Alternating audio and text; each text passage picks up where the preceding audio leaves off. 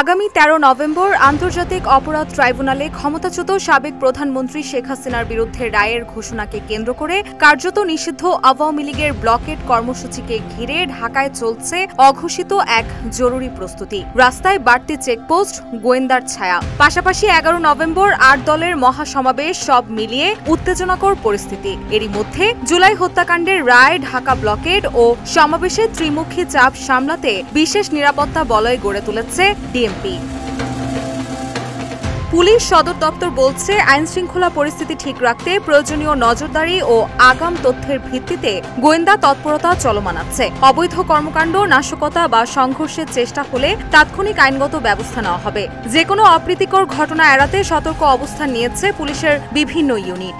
এরই মধ্যে বাড়তি নিরাপত্তা পরিকল্পনা হাতে নেওয়া হয়েছে। পুলিশ ছাড়াও আইনশৃঙ্খলা রক্ষা বাহিনীর অন্যান্য ইউনিটগুলির সঙ্গে সমন্বয় করে বাড়ানো হয়েছে তৎপরতা। বিশেষ করে সন্ধ্যার পর যেন কোনো ধরনের অপ্রীতিকর ঘটনা না ঘটে সেদিকে সব থানা ও ডিবির টিম কঠোর নজরদারি বৃদ্ধি করেছে।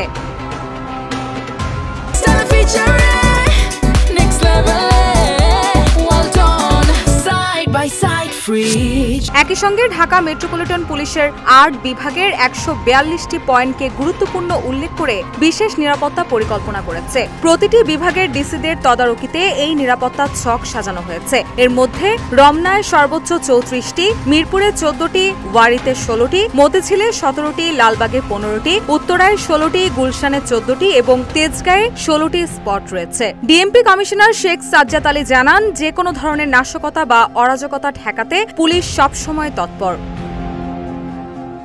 লকডাউন কর্মসূচি ঘিরে পুলিশের ব্যাপক প্রস্তুতি রয়েছে উল্লেখ করে পুলিশ কমিশনার আরও বলেন, লকডাউন ঘিরে বাড়তি প্রস্তুতির অংশ হিসেবে গত শনিবার বিকালে 8 বিভাগের 142 স্পটে অনগার্ড মোবিলাইজেশন ড্রিল করেছে পুলিশ। প্রধান উপদেষ্টার বাসভবন যমুনা, জাতীয় প্রেস ক্লাব, বাংলাদেশ সচিবালয়, হাইকোর্ট, সংসদ ভবন, বঙ্গভবন, প্রধান উপদেষ্টার কার্যালয় সহ গুরুত্বপূর্ণ স্থানগুলোয় চলে পুলিশের এই মহড়া।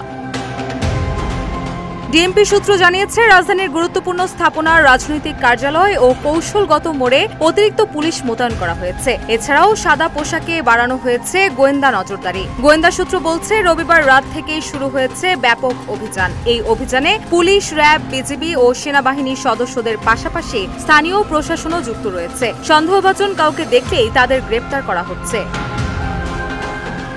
এদিকে জাতীয় নির্বাচনের আগে গণভোট সহ 5 দফা দাবি না মানলে 11 নভেম্বর কঠোর কর্মসূচির ঘোষণা দেবে আন্দোলনরত জামায়াতে ইসলামীর নেতৃত্বাধীন 8 দল। সবশেষ 8 দলের লিয়াজো কমিটির বৈঠকে এই হুঁশিয়ারি দেওয়া হয়। ফলে এই সমাবেশের দিকেও তীক্ষ্ণ দৃষ্টি রাখছে আইনশৃঙ্খলা বাহিনীর সদস্যরা।